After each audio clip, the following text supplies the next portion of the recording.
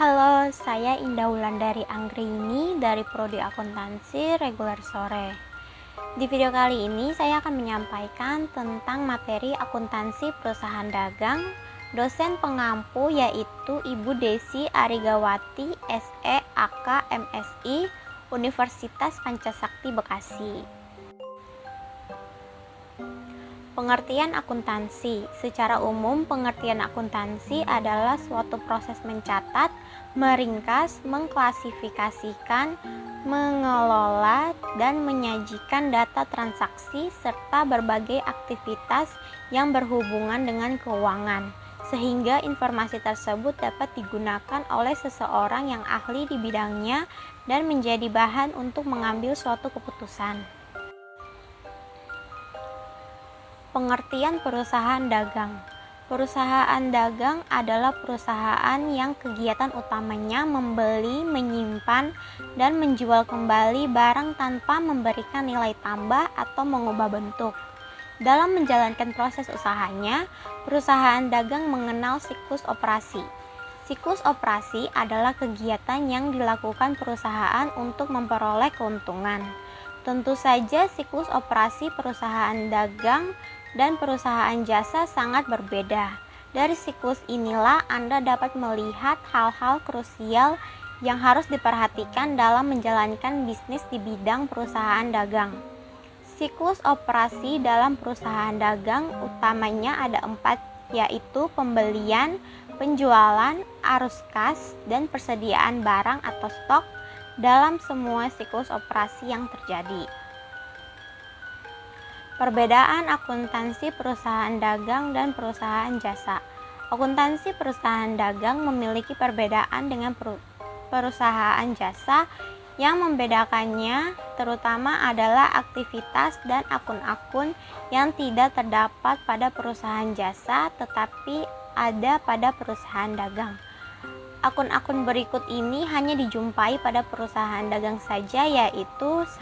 Akun pembelian, 2. Akun penjualan, 3. Akun persediaan, 4. Harga pokok penjualan atau HPP, 5. Akun potongan tunai, 6. Akun potongan pembelian, 7. Akun retur penjualan, 8. Beban pemasaran. Terdapat 12 langkah-langkah yang terbagi dalam 3 tahapan utama. Tahapan pencatatan yakni mengidentifikasi transaksi jurnal. 1. Transaksi yaitu transaksi internal dan transaksi eksternal. 2. Pengumpulan bukti transaksi. 3. Mencatat ke dalam jurnal umum, jurnal khusus, dan ke dalam buku besar pembantu. 4. Merekapitulasi pada jurnal umum dan jurnal khusus. 5. Posting ke buku besar. Tahap pengiktisaran. 1. Membentuk neraca saldo. 2. Menyusun ayat jurnal penyesuaian. 3. Membentuk kertas kerja atau worksheet dalam bentuk neraca lajur. Tahap pelaporan keuangan. 1. Menyusun laporan keuangan terdiri dari laporan laba rugi, laporan perubahan modal, laporan neraca, laporan arus kas. 2. Menyusun ayat jurnal penutup. 3. Membentuk neraca saldo setelah penutupan. 4. Menyusun ayat jurnal pembalik. Yang termasuk perusahaan dagang yaitu 1. Distributor, 2. Agen tunggal, 3. Pengecer, 4. Toko swalayan, 5. Toko serba ada atau terserba, 6. Pusat barang-barang grosir. Dalam pencatatan akuntansi menggunakan 2 metode yaitu metode periodik dan perpetual. Sistem periodik akan mencatat jumlah persediaan barang dagangan pada saat akhir periode dengan melakukan perhitungan fisik. Sementara sistem perpetual akan mencatat persediaan barang dagangan secara langsung pada akun persediaan. Contoh transaksi pembelian secara kredit di periodik, pembelian dan utang dagang. Di perpetual, persediaan barang dagang dan utang dagang. Jika transaksi pembeliannya secara cash, utang dagang diganti dengan kas. Transaksi retur pembelian secara kredit, periodik, utang dagang dan retur pembelian, di perpetual, utang dagang dan persediaan barang. Jika transaksi retur pembelian secara cash, utang dagang diganti dengan kas. Transaksi beban angkut pembelian di periodik, beban angkut pembelian dan kas, di perpetual, persediaan barang dagang dan kas. Transaksi pelunasan pembelian tanpa potongan, di periodik, utang dagang dan kas, di perpetual sama utang dagang dan kas. Transaksi pelunasan pembelian dengan potongan, di periodik, utang dagang, kas, dan potongan pembelian. Di perpetual, utang dagang, kas, dan persediaan barang dagang. Contoh transaksi penjualan secara kredit, periodik, piutang dagang dan penjualan, perpetual, piutang dagang, penjualan, HPP, dan persediaan barang dagang. Jika transaksi penjualan secara cash, piutang dagang diganti dengan kas. Transaksi retur penjualan secara kredit di periodik, retur penjualan dan piutang dagang, di perpetual, retur penjualan, piutang dagang, persediaan barang dagang, dan HPP. Jika transaksi retur penjualan secara cash, piutang dagang diganti dengan kas. Transaksi pelunasan penjualan tanpa potongan di periodik, kas dan piutang dagang, di perpetual sama kas dan piutang dagang. Transaksi pelunasan penjualan dengan potongan di periodik, kas, potongan penjualan dan piutang dagang, di perpetual sama kas, potongan penjualan dan piutang dagang. Contoh soal perusahaan dagang dengan metode periodik. Januari tanggal 3, perusahaan membeli barang untuk dijual kembali dengan harga Rp1.500.000 dengan syarat pembelian 2/15 N/30. Januari tanggal 6, barang dagangan sudah dijual kepada PT AWS seharga Rp300.000, syarat pembayarannya 2/10 N/30. Januari tanggal 9, barang dagangan telah dijual secara tunai dengan harga Rp200.000. Januari tanggal 11, membayar sewa gedung sebesar Rp50.000. Januari tanggal 15, barang yang dijual tanggal 7 Januari dengan harga Rp75.000 diterima kembali sebab barang tersebut rusak. Januari tanggal 17, pembelian barang dagang secara tunai dengan harga Rp230.000.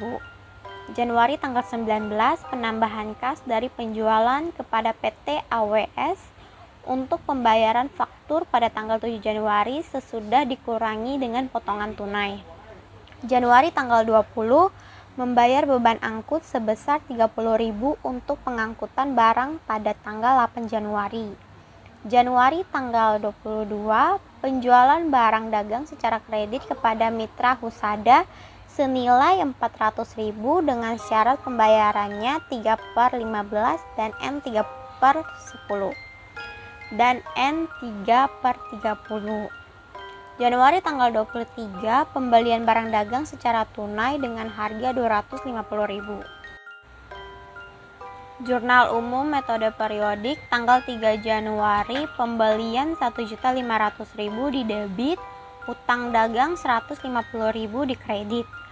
Tanggal 6 Januari, piutang dagang Rp300.000 di debit, penjualan Rp300.000 di kredit. Tanggal 9 Januari, kas Rp200.000 di debit, penjualan Rp200.000 di kredit. Tanggal 11 Januari, beban sewa Rp50.000 di debit, kas Rp50.000 di kredit. Tanggal 15 Januari, retur penjualan Rp75.000 di debit, piutang dagang Rp75.000 di kredit. Tanggal 17, pembelian Rp230.000 di debit, kas 230.000 di kredit. Tanggal 19, kas 220.500 di debit. Beban kesehatan 4.500 di debit. Piutang dagang 225.000 di kredit. Tanggal 20, beban angkut penjualan 30.000 di debit. Kas 30.000 di kredit. Tanggal 22, piutang dagang 400.000 di debit. Penjualan 400.000 di kredit. Tanggal 23, pembelian 250.000 di kredit. Kas 250.000 di kredit.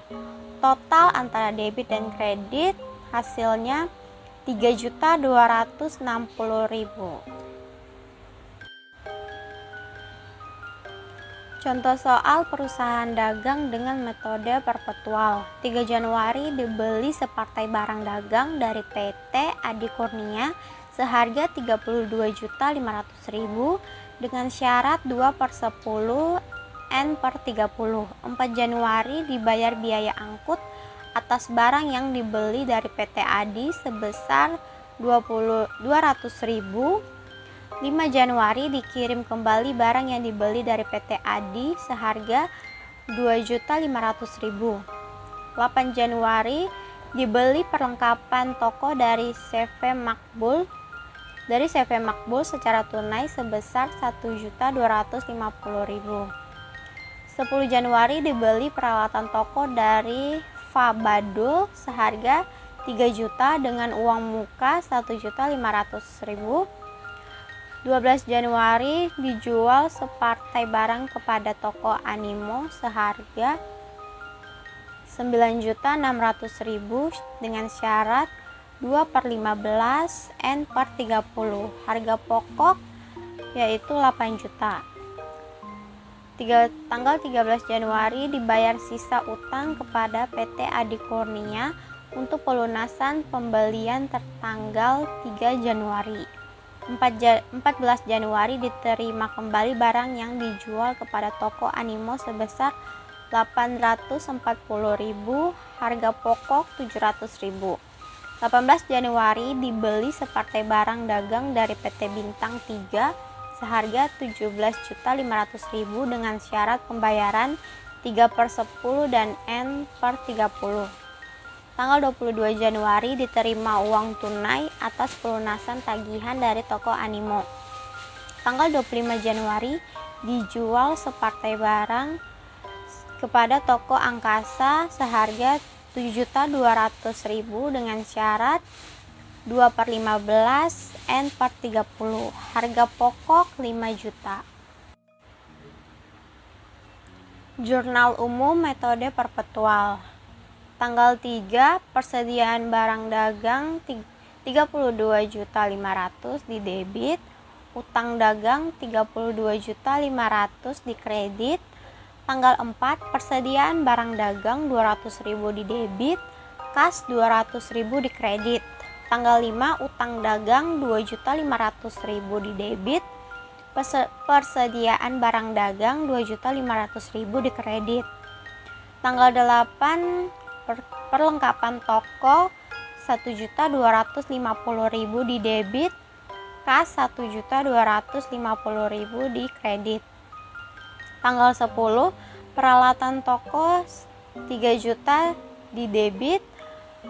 Kas 1.500.000 di kredit. Utang dagang 1.500.000 di kredit. Tanggal 12, piutang dagang 9.600.000 di debit. Penjualan 9.600.000 di kredit.